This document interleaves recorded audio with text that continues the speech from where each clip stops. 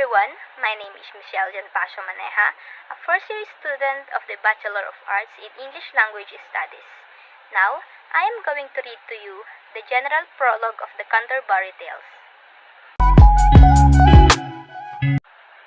Juan that April in his shores sote, the drought of the March has pressed to the rota, and budded every vine in sweet liquor, of which virtue engendered is the fleur.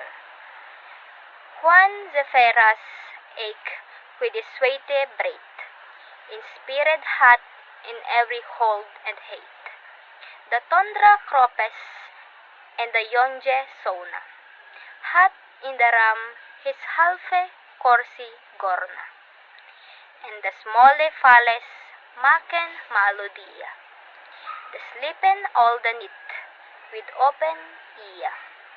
So pricket him, natura in her courageous, tane longen fok tugon, on pilgramages, and palmres far to seiken, stronges strondes, to fern halwes cote in sondre londes, and especially from abris peres enda, of England to Canterbury they wanda, the holy blissful martyr for the sake, that him had holpen one that they were sake.